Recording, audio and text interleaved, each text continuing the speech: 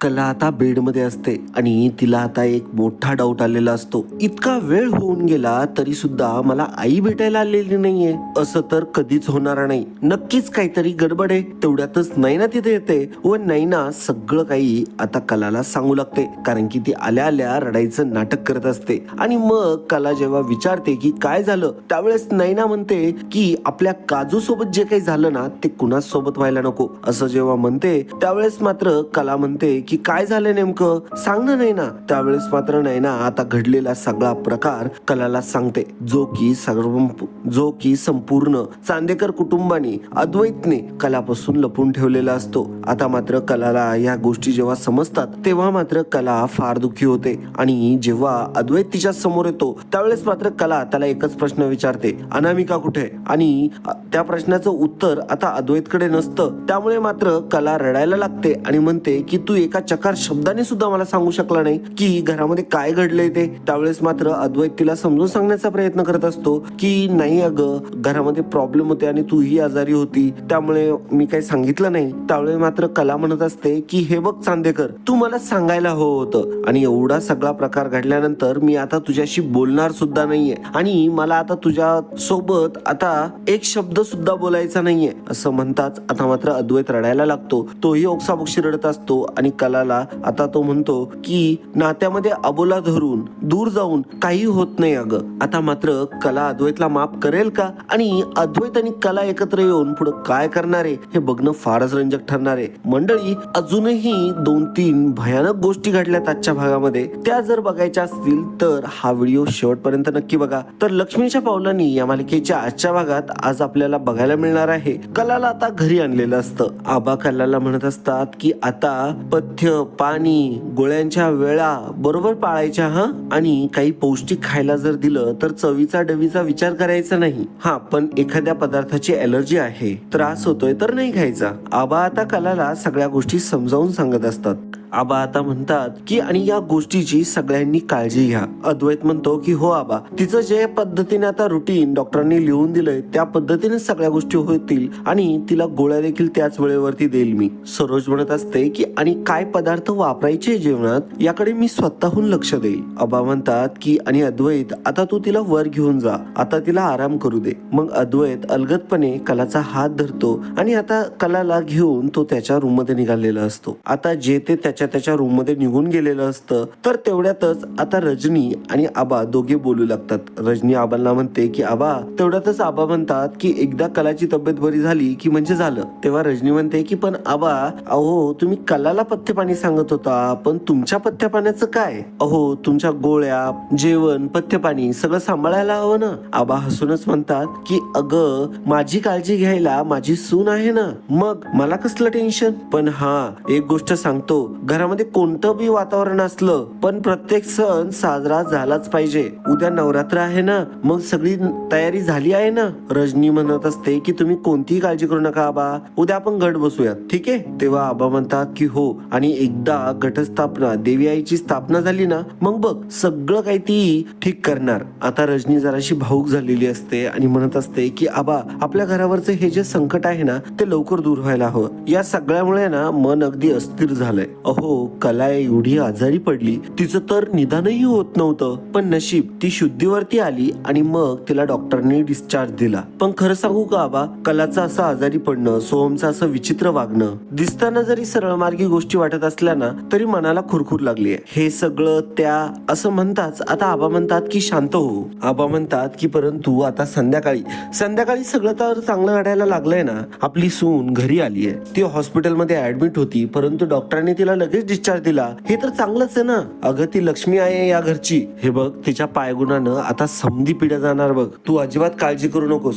आता दुसरीकडे इकडे अद्वैत आणि कला हे दोघेही रूम मध्ये आलेले असतात. अद्वैत आता कलाची काळजी घेत असतो. मंडळी, याआधी तुम्हाला एक रिक्वेस्ट आहे. मला माहिती आहे तुम्ही अजूनही व्हिडिओला लाईक नाही केलंय, त्यामुळेच मी आज लेट सांगतोय लाईक करायला. तुम्ही अजूनही जर व्हिडिओ बघताय तर प्लीज एक लाईकचं बटन दाबायला किती वेळ लागणार आहे? हा, दाबलं? बरं, ठीक आहे. आता सबस्क्राईबचं बटन देखील दाबा अहो फ्री आहे एकदम, तुम्हाला फक्त 1 सेकंद लागतो हे करायला, परंतु जी व्हिडिओ बनवायला मेहनत घ्यावी लागते ना ती सगळी यातून वसूल होते. खरं म्हणजे तुम्ही जेव्हा लाईक करता तेव्हा आम्हाला खूप प्रेरणा मिळते आणि हे सगळं फ्री आहे, बट आम्हाला या गोष्टीमुळे खूप आनंद मिळतो आणि तुम्ही हा आनंद आम्हाला देण्यासाठी नक्कीच मदत कराल, आम्हाला खात्री आहे. चला तर व्हिडिओला कंटिन्यू करूया. अद्वैत आता कलासाठी पाणी घेऊन आलेला असतो, तेव्हा मात्र कला म्हणत असते की नाही नाही नको नको आहे आता मला पाणी. तेव्हा अद्वैत म्हणत असतो की तू नको नाही म्हणू शकत आहे आता मला, तू जिना चढून आली ना, तुला आता थकायला होत असतात, घे पाणी घे, आता आधीच शक्तपणा आहे, घे पाणी. आता अद्वैत कलाला बळच पाणी प्यायला लावतो. आता मात्र अद्वैतच्या एक गोष्ट लक्षात येते की अरे यार गोळ्या द्यायच्या तर राहिल्याच. तेव्हा मात्र कला म्हणत असते की अरे पाणी प्यायच्या आधी सांगायचं ना. मग अद्वैत म्हणतो त्याला काय होतंय मग, अगं आजारपणा जितकं जास्त पाणी पिशील तितकं चांगलंय. मग कला आता गोळ्या घेते आणि मग आता अद्वैत पुन्हा पाणी आणतो आणि पुन्हा गोळ्या देतो तिच्या हातात आणि मग कला ते पाणी पिते, गोळ्या खाते. आणि त्यावेळेस आता अद्वैत म्हणत असतो इथून पुढे मी जे सांगेल ते ऐकायचंय हा तुला खरे. त्यावेळेस कला म्हणत असते की हो ऐकेल. आता कला तिथून उठायला लागते तर अद्वैत म्हणतो की आता नाही नाही नाही तू उठायचं नाही, इथंच बसून राहा. आता मात्र अद्वैत आता रूम मध्ये आरशासमोर काही ज्वेलरी बॉक्सेस आता त्या छोट्या टिपाईवरती ठेवत असतो. तेव्हा मात्र कला म्हणत असते की अरे अद्वैत काय करतोय तू. परंतु अद्वैत कपाट उघडतो आणि कलाची नॅपकिन काढतो. मग कलाला ज्या गरजेला लागणाऱ्या गोष्टी असत्या त्या सगळ्या आता अद्वैत काढून ठेवत असतो. कला म्हणत असते की अरे चांदेकर काय करतोयस तू. त्यावेळेस मात्र अद्वैत म्हणत असतो की तुला विचारलंय का मी काढून देतोय ना सगळं, तुला साडी वगैरे लागेल साडी पण काढतो. असं म्हणत आता सगळ्या ज्या कलाला लागणाऱ्या गोष्टी आहे त्या अद्वैत एक एक करून काढून त्या ठिकाणी ठेवत असतो. आता अद्वैत एकदम फनी गोष्ट करत असतो, ते म्हणजे आता अद्वैत बेडवरती झोपतो आणि त्याच्या हाताने त्या गोष्टी घेता येतील का नाही एवढं चेक करायला लागतो. अगदी माप घेऊन हाताच्या वितांनी तो आता मोजत असतो की किती अंतर असेल आणि हात पोहोचेल का कलाचा तिथे, असं स्वतः प्रात्यक्षिक करून बघत असतो. आणि मग त्या पद्धतीने आता तो माप घेत असतो आणि मग त्या पद्धतीने तो टेबल जवळ ओढून घेतो, म्हणजे कलाला लागणाऱ्या गोष्टी एकदम हाताशी, असं त्याचं आता ध्येय असतं. मग तोच ते करतो. मग आता अद्वैत तिच्या जवळ येतो तर कला म्हणते की अजून काय राहिलंय का. तेव्हा अद्वैत म्हणतो की हो तू. मग अद्वैत कलाला अलगदपणे उचलतो आणि आता तो बेडवरती बसवतो. कला आता विचारत असते की काय मग आता सगळं ठेवून झालंय का. त्यावेळेस मात्र अद्वैत म्हणतो की नाही नाही नाही 1 मिनिट. अद्वैत आता खिशातून बिस्किट्स काढतो आणि म्हणतो की नाही नाही बिस्किट्स राहिले ना. तेव्हा मात्र कला मोठमोठ्याने हसायला लागते. तेव्हा अद्वैत म्हणत असतो की अगं कसं आहे ना, तुला भूक वगैरे लागली तर. अद्वैत आता कलाला म्हणत असतो की हे बघ तुला जेव्हा भूक लागेल ना तेव्हा तू इथून घ्यायचं हे सगळं. त्यावेळेस मात्र आता अद्वैत म्हणतो की 1 मिनिट थांब बरं, तुझा हात पोहोचतोय का बघू दे बरं, बघ बरं चेक करून तुला घेता येत आहे का. मग आता कला त्याला ते प्रात्यक्षिक करून दाखवते. त्यावेळेस मात्र आता कला खूपच प्रेमाने अद्वैतला चांदोबा म्हणते आणि म्हणते की चांदोबा अरे तू मला जे हवंय तेही ठेवलंय, मला जे नकोय तेही ठेवलंय, पण एक गोष्ट मिसिंग आहे जी हाताशी असायला हवी. तेव्हा अद्वैत म्हणतो की कुठली. तेव्हा कला आता अद्वैतला जवळ बोलून घेते. आता मात्र अद्वैत हा कलाच्या जवळ आलेला असतो. त्यावेळेस कला म्हणत असते की तुझं नाव द अद्वैत चांदेकर नाही तर तुझं नाव द अद्वैत काळजीकर असं ठेवायला हवं होतं. आणि मग कला अद्वैतची चक्क गालगुच्चा पकडते आणि म्हणते की क्युटी, आणि आता ती हसत असते. अद्वैतही आता कलाच्या गालगुच्चा पकडतो आणि मग अद्वैत आता कलाला म्हणत असतो की आता झोप आणि आता डोळे बंद कर बघू. आणि मग अद्वैत खूप मायेने प्रेमाने डोक्यावरून हात फिरवत असतो आणि म्हणत असतो की आता झोप बरं. त्यावेळेस मात्र कला अद्वैतला म्हणते की गुड नाईट चांदोबा. आणि मात्र कला डोळे उघडून उघडून आता अद्वैतकडे बघत असते. तर त्यावेळेस मात्र अद्वैत आता कलावरती रागवत असतो प्रेमाने आणि म्हणत असतो की डोळे बंद.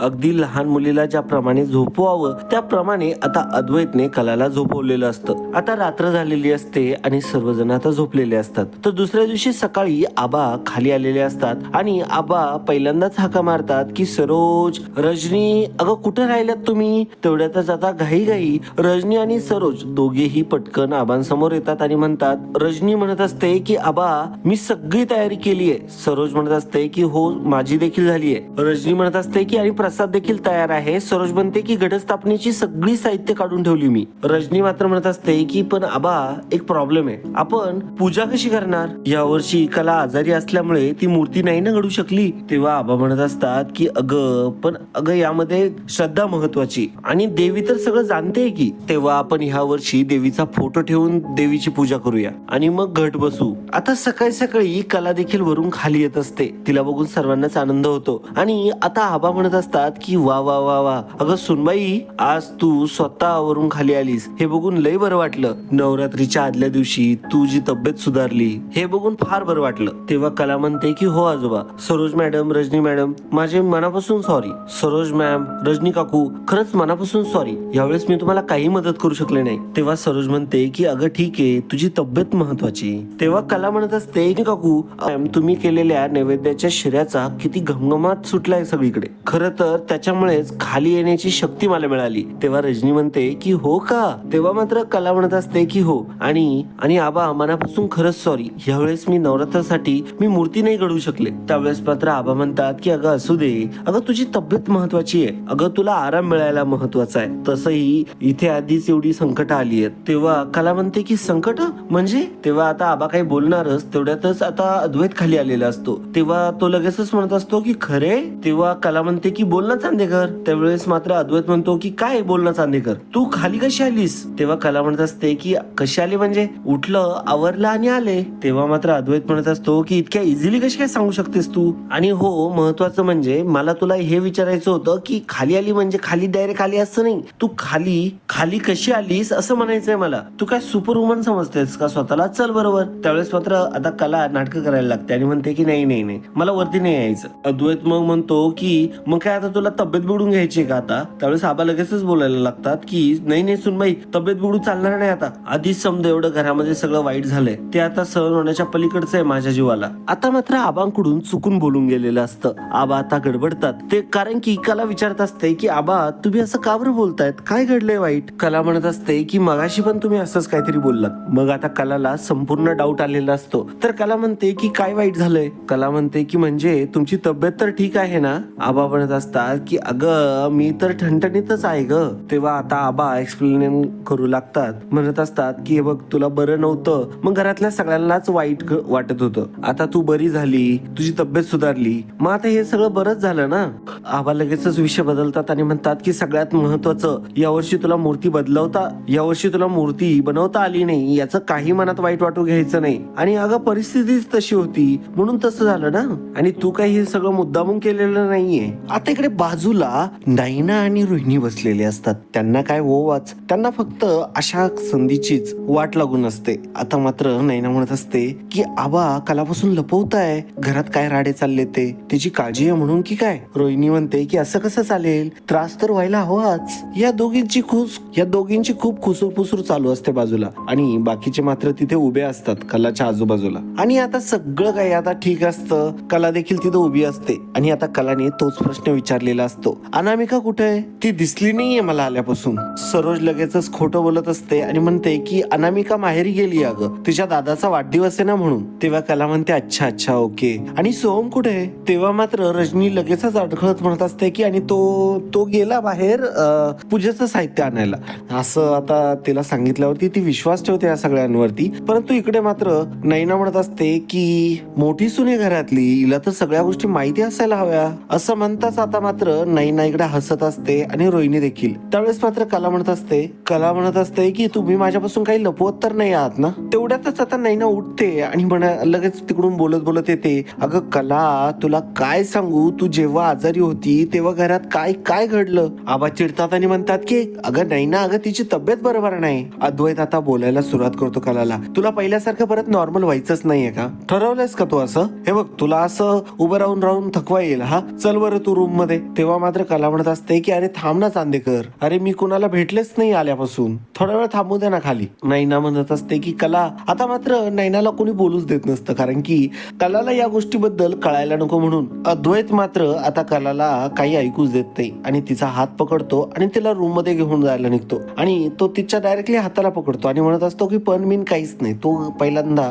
रूम मध्ये जाऊन आता आराम करायचाय. आणि असं म्हणतच आता कलाला अद्वैत वरती घेऊन गेलेला असतो. आता मात्र अद्वैत कलाला रूम मध्ये घेऊन गेलेला असतो, तर खाली सरोज आता नैनाचा समाचार घेत असते. सरोज नैनाला म्हणते, अगं तिची तब्येत खराब आहे आणि तू घरातल्या या सगळ्या गोष्टी का बरं सांगतेस तिला, तिची तब्येतीवरती त्याचा किती परिणाम होईल. असं म्हणतच आता मात्र नैनाला मला सरोज फार बोलत असते, तुला इतकी साधी गोष्ट सुद्धा कळत नाही का ग? तेव्हा नैना म्हणत असते की तुम्ही सगळे पण ना, काही नाही झालंय तिला, बरी येते आता, तिला जरा काही झालं ना भाऊ करता नुसता. आता मात्र आबा सुद्धा नैनावरती चिडतात आणि म्हणतात की नैना बरोबर बोलायला लागली आहे सरोज. तेव्हा मात्र नैना म्हणते की बरोबर आहे आबा, कारण चुकते फक्त मीच. तर मला सांगा मला जर काही झालं असतं तर घेतली असती का एवढी काळजी माझी? नैना आता रागारागानेच तिथून निघून जाते. तर तेवढ्यातच मात्र रोहिणी तिकडून उठते आणि म्हणत असते की नैना अगं थांब, ही पोरगी पण ना डॅड मी तिला समजवते हा. आणि असं म्हणतच आता नैनाच्या मागे रोहिणी देखील गेलेली असते. आता इकडे दुसरीकडे संगीता फार टेन्शन मध्ये असते आणि ती फार जास्त विचार करत असते. तर दिनकर राव तिला प्रश्न विचारतात, काय ग संगे कसला विचार करू लागली इतका? तेव्हा मात्र संगीता म्हणत असते की काल आपली कला हॉस्पिटलातून बरी होऊन घरी आली आणि आपण तिला भेटायला गेलेलो नाहीये. त्यावेळेस मात्र दिनकर राव म्हणत असतात की खरं आहे, पण अगं एवढं सगळं घडल्यानंतर चांदेकरांकडे जाणं मला योग्य वाटत नाही ग. संगीता म्हणत असते की परंतु आपण फोन तरी करायला हवा होता ना, फोन तर करू शकतो ना आपण. नाही नको फोन पण नको करायला. फोन जर तिला आपण केला तर ती आपल्याला म्हणेल की आई बाबा तुम्ही आम्हाला भेटायला का नाही आला, मग काय सांगायचंय तिला? आणि आपल्या आवाजातला जर असा फरक जरी तिला जाणवला ना, मग ती लगेच ओळखेल की या सगळ्या गोष्टी किती दिवस आणि कशाला पोहायच्या तिच्यापासून, असा प्रश्न आता संगीताला पडलेला असतो. संगीता फार टेन्स झालेली असते. आता ऑफकोर्स खरंय, संगीताला टेन्शन वाटणं साहजिकच आहे. घरामध्ये आत्ताच एवढ्या सगळ्या गोष्टी होऊन गेल्या आहे. सोहमचं आणि काजलचं आता फार रंगे हात पकडेपर्यंत झालेलं असतं या सगळ्या गोष्टी. याचं फार दुःख होत असतं. आणि आता इकडे दुसरीकडे अद्वैत आणि कला हे दोघेही रूम मध्ये असतात. अद्वैत आता कलाची काळजी घेत असतो, तिला चांगलं बेडशीट लावून देत असतो, तिच्या अंगावरती ब्लँकेट टाकत काय असतो. आता तो तिला विचारत असतो की खरे कॉफी घेशील? त्यावेळेस मात्र कला म्हणते की नाही. तेव्हा अद्वैत म्हणतो की मग ठीक आहे, अर्ध्या तासाने सूप घे मग. तेव्हा मात्र कला म्हणत असते की नको ना चांदेकर, सारखं खातेच आहे मी. त्यावेळेस मात्र अद्वैत म्हणत असतो की खायलाच लागेल तुला, खाल्लं तर बरी होशील. आणि तुला जे काही पथ्यपाणी सांगितलंय ना ते पण तुला पाळावं लागणार आहे, ते पण काटेकोरपणे. अद्वैत म्हणत असतो काय चाललंय म्हणजे? डॉक्टरांनी मला जबाबदारी दिली आहे, तुझं रुटीन, तुझं डाएट, तुझं सगळं काही मला एकदम फॉलो करावं लागणार आहे आणि ते मी सगळं परफेक्टली करणार आहे, कारण की कोण आहे मी. तेव्हा कला म्हणते की हो बरोबर आहे, तू द अद्वैत चांदेकर आहे, ग्रेट आहेस, महान आहेस, पण बास ना आता, थोडा वेळ आता बस आणि मलाही माझं काहीतरी करू दे. आणि बर का मी तशी बरी आहे आता. तेव्हा मात्र अद्वैत लगेचच कलाला चूप करतो, एकदम चूप. एकतर तुला इतक्या दिवसांपासून त्रास होतोय आणि आता आराम नाही केला म्हणून तुला अजून त्रास झालेला मला नकोय, मी बघू शकत नाही तुला असं. आणि अद्वैत आता एकदम रिलॅक्स बसून म्हणत असतो की इथं 4 दिवसापासून माझी किती धावपळ झालीये माझंच मला माहिती. तेव्हा मात्र कला म्हणत असते की चांदेकर एक गोष्ट सांगू? तेव्हा मात्र अद्वैत म्हणतो की एक कशाला, 10 गोष्टी सांग तू, बोलण्यावरती कुठलंही पथ्य नाहीये. आणि असं म्हणताच कला आता चिडते आणि त्याला आता टपली मारायला जाते. तेव्हा अद्वैत म्हणत असतो की मारायचं नाही बरं का, ते नाही सांगितलंय डॉक्टरनी. आणि कसं आहे ना, तुझी बडबड नसली ना मग मला आजारी पडल्यासारखं वाटतंय. अगं मी तुला खरं सांगतोय, मध्यंतरी तू दिल्लीला गेली होतीस ना, तर तू नव्हती तर मला कसं तरीच होत होतं, मला सहन होत नव्हतं, त्रास होत होता. त्यावेळेस मात्र कला म्हणत असते की मी शुद्धीवरती जेव्हा आले तेव्हा तुला किती आनंद झाला चांदेकर, आणि मला माहितीये ना हे सगळं. आणि मी जेव्हा बेशुद्ध असेल तेव्हा सुद्धा तू किती घाबरला असशील आणि आला मोठा मला सांगायला केवढा मोठा त्रास झाला वगैरे म्हणून. तेव्हा अद्वैत म्हणत असतो की आहे, जे आहे ते आहे, कोण आहे मी? तेव्हा मात्र आता कला म्हणते की हो बाबा तू द अद्वैत चांदेकर आहे, मी नाहीच आहे. तेव्हा मात्र आता कला अद्वैतला म्हणत असते की बरं जाऊ देते, मला एक सांग ना, मग अशी नैना ते काय म्हणत होती, म्हणजे ती मला काही सांगणार होती का घरात काहीतरी घडलंय म्हणून? पण तू तिला काही बोलू दिलं नाहीस, तू मला वरती घेऊन आलास, असं का रे केलं तू? काही घडलंय का घरामध्ये? असा आता कलाने डायरेक्टली स्ट्रेट फॉरवर्ड प्रश्नच विचारलेला असतो अद्वैतला. त्यावेळेस मात्र अद्वैत नाही म्हणत असतो. तेव्हा मात्र आता अद्वैत इथे कलाला काही सांगत नसतो आणि म्हणत असतो की अगं म्हणजे तसं काही घडलं वगैरे नाहीये, कसं आहे ना, म्हणजे आता राहुलचं वगैरे सगळं काही झालं ना तेव्हापासून नाही ना खूप चिडचिड करते. म्हणजे अगं तेच ग, तिच्या मनासारखं काही होत नाहीये म्हणून उगाच काहीतरी खुसपट काढत असते ती. पण जाऊ दे ग, आपण कशाला चर्चा करायची यावरती आणि कशाला त्याच्यावरती बोलत बसायचं, कशाला चर्चा करत बसायची. बरं जाऊ दे, चल आता तू एक काम कर, आता झोपून घे बरं. तेव्हा मात्र कला म्हणत असते की पण मला सांग ना. त्यावेळेस मात्र अद्वैत म्हणत असतो की पण नाही बिन नाही, आता तू गपचूप झोपायचंय बरं. त्यावेळेस मात्र आता कला म्हणत असते की काय रे चांदेकर, तू मला सांग ना, आणि तू जर असं वागणार असशील ना मग बघ मी कितीसा त्रास देईल तुला. माझ्या 2 दिवसाच्या आजारपणामुळे तू एवढा त्रासलाय, जाते कुठेतरी निघून 8-9 दिवसांसाठी, मग नाहीतर मग आजारीच पडते ना कायमची आणि मग बरीच होत नाही. असं म्हणताच आता मात्र अद्वैतने कलाच्या तोंडावरती हात ठेवलेला असतो. खूप प्रेमाने आता तिच्या म्हणजे तोंडावरती त्याने हात ठेवलेला असतो आणि तो आता खूप प्रेमाने कलाकडे बघू लागतो. अद्वैत खूप हळुवारपणे आता कलाला म्हणत असतो की अजिबात असं काही बोलायचं नाही होतं. अगं तू आजारी होतीस पण मला तर वेळ लागलं होतं, तू झोपून होतीस पण मला करमत नव्हतं. मंडळी, तुम्ही अजूनही व्हिडिओला लाईक केलेलं नाहीये, प्लीज तेवढं एक लाईकचं बटन दाबा आणि चॅनलला सबस्क्राईब देखील करा. मला माहिती आहे तुम्ही ते बटन नक्की दाबाल म्हणून. चला आपण आता पुढे काय होतंय ते बघूया. आता अद्वैत कलाच्या चेहऱ्यावरती हात ठेवूनच असतो आणि तो तिला सांगत असतो की तू असं काही बोलू नको, कारण की कला असं डायरेक्टली बोलायला लागलेली असते. तर आता अद्वैतलाच खूप वाईट वाटत असतं. तर अद्वैत म्हणत असतो की नाही, असं वंगाळ वगैरे काही बोलायचं नाहीयेस तू, आणि तुला माहिती नाहीये माझी काय हालत झाली होती, म्हणून मी म्हणतोय तू जर आजारी असली ना तर माझी खरंच खूप वाईट दशा होऊन जाते, म्हणून तुला लवकर बरं व्हायचंय. आणि प्लीज, आणि स्वप्नात सुद्धा आता इथून पुढे कधीही मला सोडून जाण्याची भाषा करायची नाही. आता मात्र अद्वैत एवढं सिरियसली बोलत असतो आणि कला एकदम आता हसायला लागते, काहीतरी गंमत झाल्यासारखी. तेव्हा अद्वैत म्हणत असतो की हसतेस काय, मी काहीतरी सिरियसली बोलतोय ना, परत हसतेस. आता मात्र कला मोठमोठ्याने हुंदके देत हसत असते. तेव्हा अद्वैत म्हणत असतो की अरे मी खरंच सिरियसली बोलतोय अगं. दोघेही खूप छानपणे रोमॅन्टिक पद्धतीने आता टाइम घालवत असतात. तेवढ्यातच आता अद्वैतचा फोन वाजतो आणि आता अद्वैतच्या फोनवरती संगीताचा फोन आलेला असतो. अद्वैत मनातच विचार करत असतो की अरे बापरे, मिसेस खरे यांचा फोन, म्हणजे आता झालेल्या प्रकाराबाबतच काहीतरी विचारायचं असेल यांना मला, पण त्यांनी जर मला काही विचारलं तर हिला काय सांगू. आणि मग अद्वैत आता तो फोन उचलण्यासाठी कलाला म्हणतो की 1 मिनिट हा, मी आलो लगेच जाऊन. तेव्हा मात्र कला म्हणत असते की कुठे. डायरेक्टली कलाने आता अद्वैतचा हातच पकडलेला असतो. अद्वैत उठायला लागलेला असतो तर त्याच अवस्थेत आता कलाने पकडून ठेवला असतो अद्वैत.